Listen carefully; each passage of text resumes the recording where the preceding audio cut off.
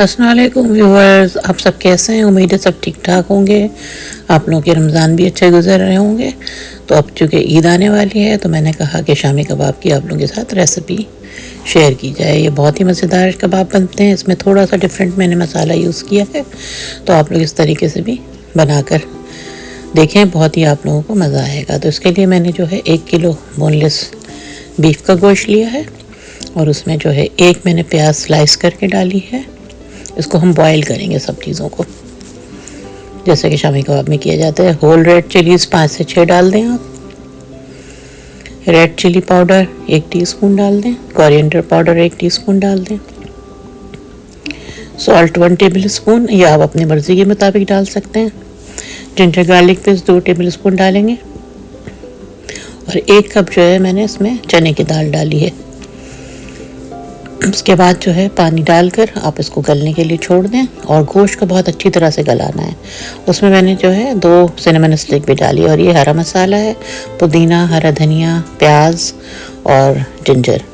इन सबको जो है हम बारीक जो है चॉपर में ही चॉप कर लेंगे, लेकिन आप चाहें तो हाथ से भी बारीक बारीक चॉप कर सकते हैं। उसके बाद जो है हम रोस्टेड मसाला तैयार करेंगे। ये जो है इस शामी कबाब को बिल्कुल अलग टेस्ट देगा और बहुत ही मज़ेदार टेस्ट देगा। इसमें मैंने बादाम यूज़ किया है 12 अदद, 1 टेबल स्पून ज़ीरा और कोकोनट का डेसिकेटेड कोकोनट जो होता है वो लिया है।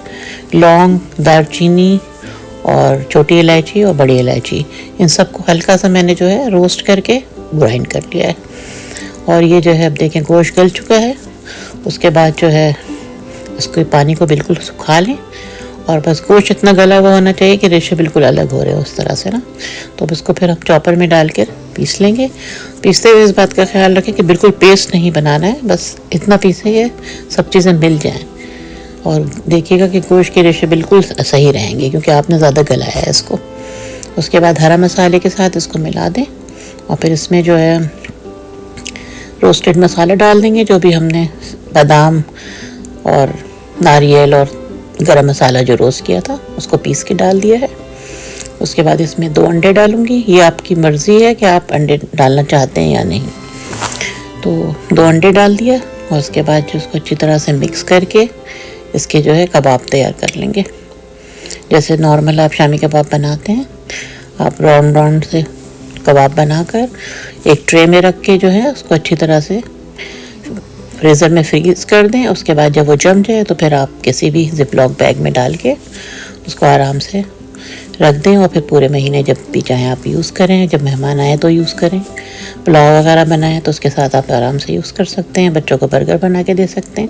अब मैं फ्राई कर रही हूँ उसको, तो मैं फ्राई करने के लिए अंडा लगा के फ्राई कर रही हूँ क्योंकि मुझे इस तरह पसंद है। लेकिन आप चाहें तो डायरेक्ट भी आप फ्राई कर सकते हैं क्योंकि अंडा तो आपने अंदर डाला हुआ है, कबाब बिल्कुल नहीं टूटेंगे। लेकिन इस तरह से फ्राई करने से थोड़ा सा जाली वाले कबाब का टेस्ट आ जाता है, तो मैं इस तरह से फ्राई करती हूँ। तो बस तेल गरम कर लें, मीडियम शैलो फ्राई किया जाता है इसको। उसके बाद सारे कबाब आप इसमें डाल दें और उसके बाद उलट पुलट के 3 मिनट मैक्सिमम लगेगा क्योंकि सब कुछ तो रेडी है ना।